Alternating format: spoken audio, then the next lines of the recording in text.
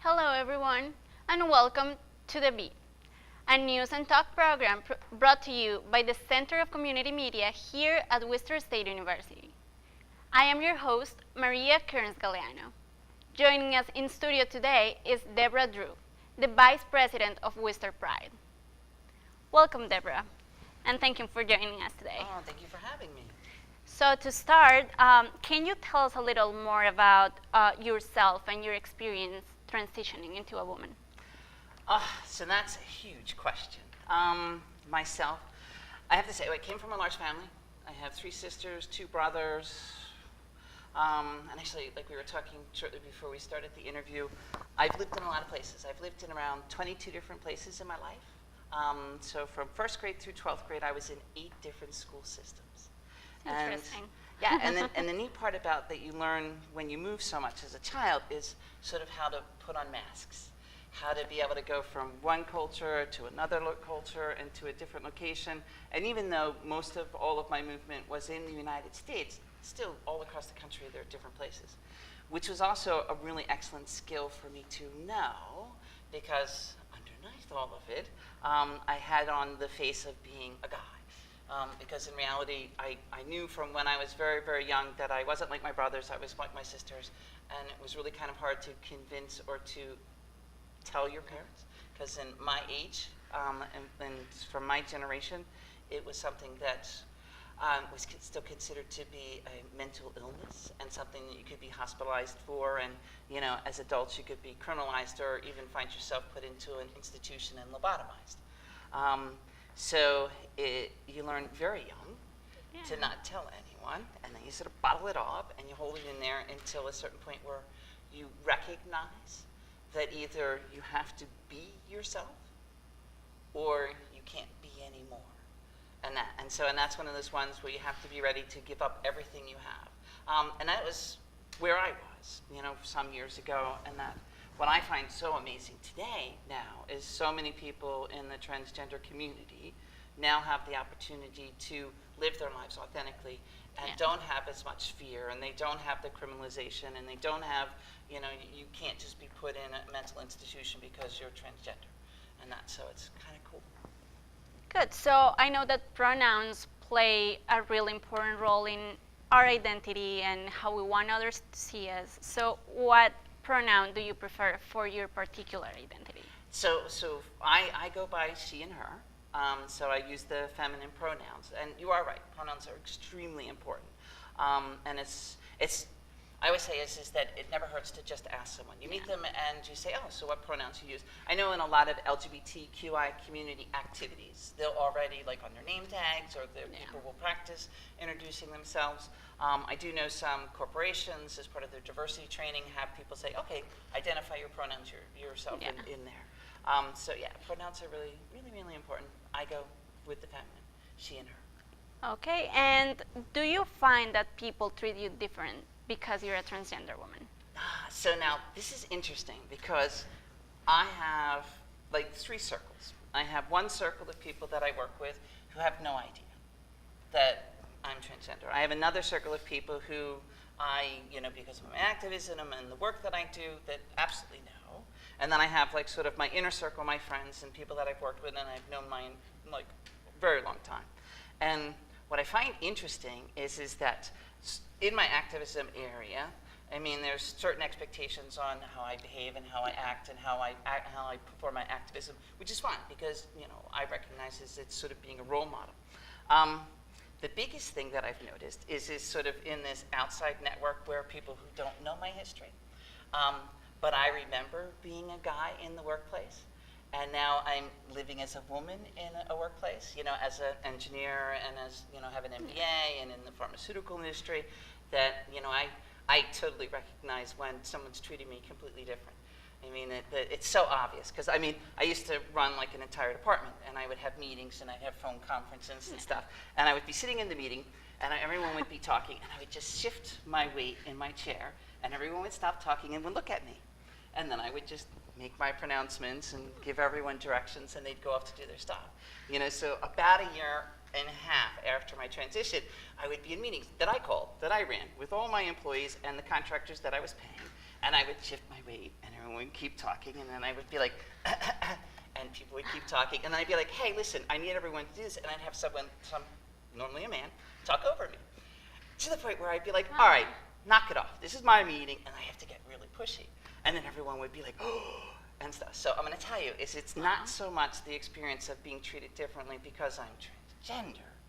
Because you're a woman now. Because I'm a woman.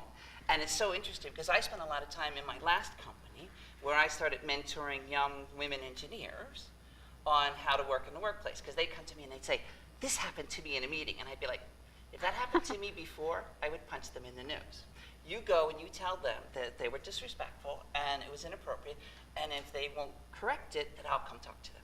So I drove my last employer crazy because all the women became very organized and started saying, I'm not putting up with this from the older white men that were working there and stuff. So I thought it was kind of interesting.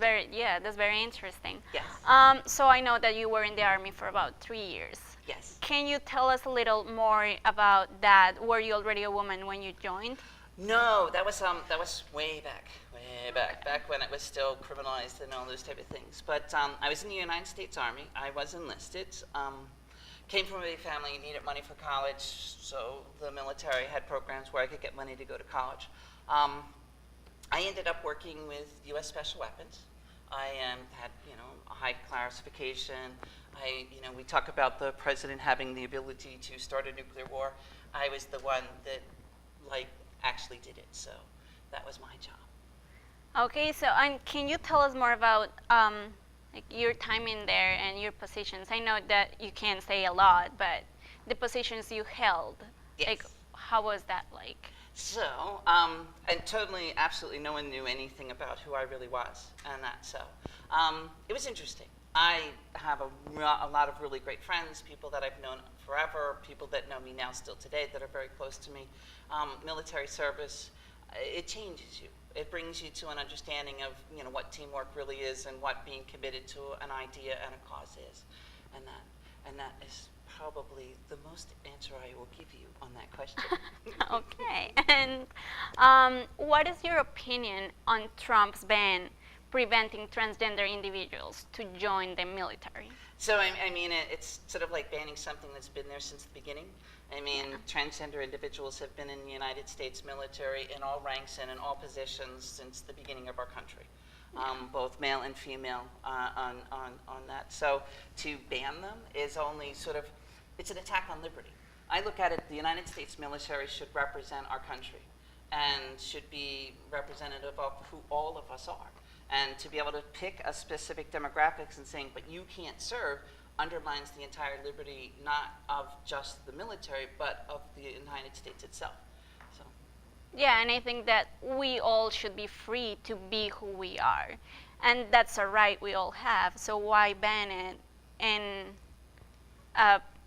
such a large scale, you know what I mean? Yeah. And I mean, anytime you have something that you sort of criminalize that's a natural human existence, you create an opportunity for security problems. Because if someone can be blackmailed before it, it's like, oh, what a problem.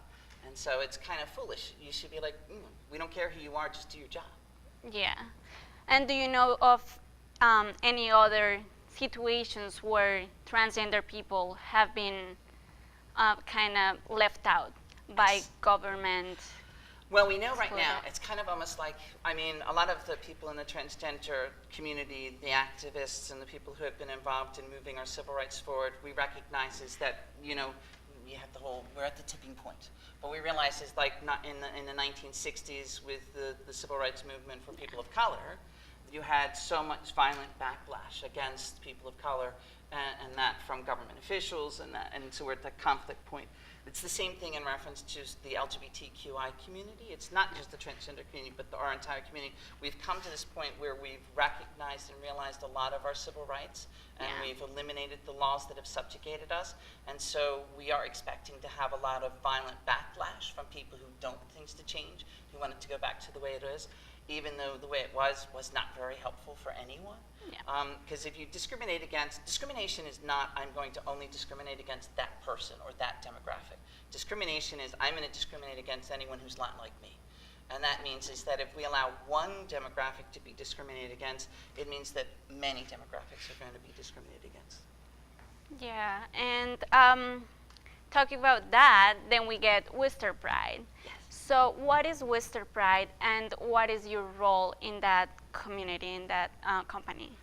So Worcester Pride is not a company. It's actually, like Boston Pride, and they do the event there, Yep. and New York Pride, and so Worcester Pride is the community-based organization that's in Worcester. Okay. We do a Pride event every September, and we've been doing it for about 40 plus years. And we do it in September specifically because there are so many colleges and universities in Worcester, and we Yeah. wanted to be open to the students returning as sort of a fall activity for them to come to.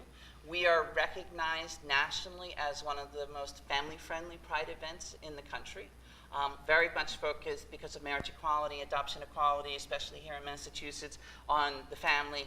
As the LGBTQI community moves more and has more of their civil rights, they now want to just live their lives. They want to get married, Yeah. they want to have children, they want to have a house.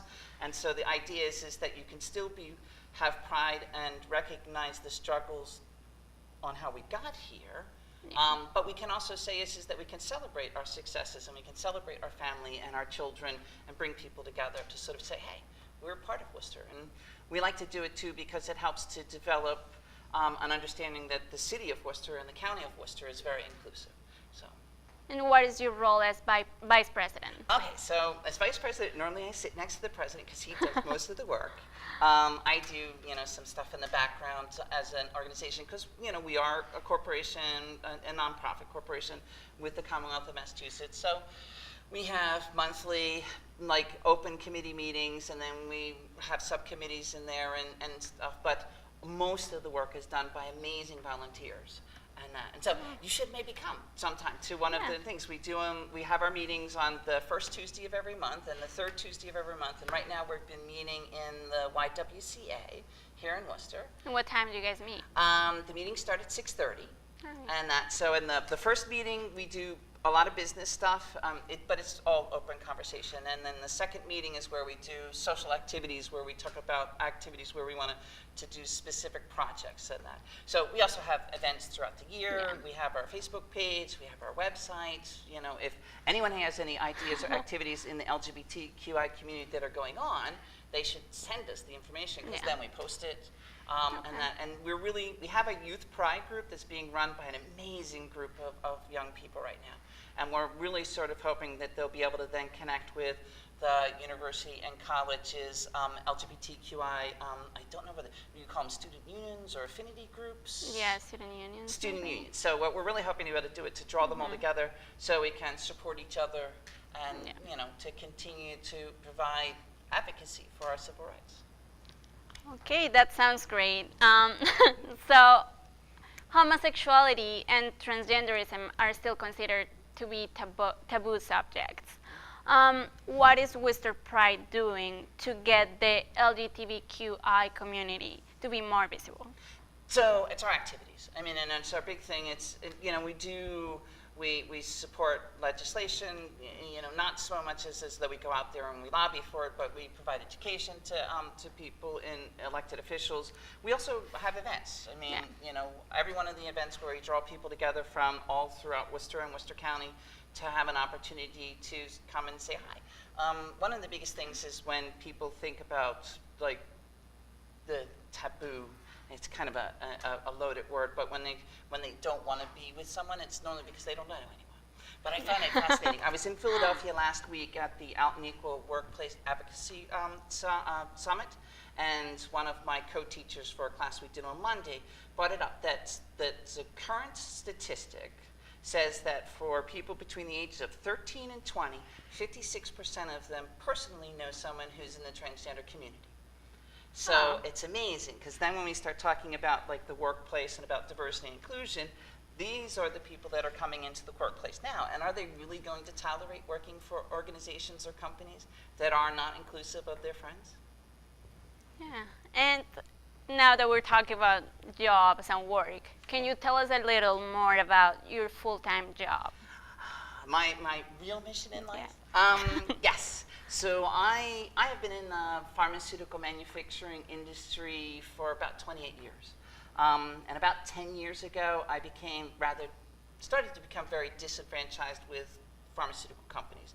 We have quality issues, pricing issues, backroom deals that caused healthcare costs to go up, products that were discontinued so that they could sell more expensive patented products, and those type of things. And my father always said is you can sit there and complain or you can get up and do something. So my friends and I, we got together and I've started a 501c3 public charity that is a generic drug manufacturing company with the mission of manufacturing high quality generic drugs in the United States and selling them at reasonable and appropriate prices to help stabilize healthcare and to bring competition back into the pharmaceutical market. Because one of the big problems is you have so many large pharmaceutical companies that kind of sort of wink and nod at each other, or they have the pay to delay deals, or they have other ways where they sort of make it so that they have.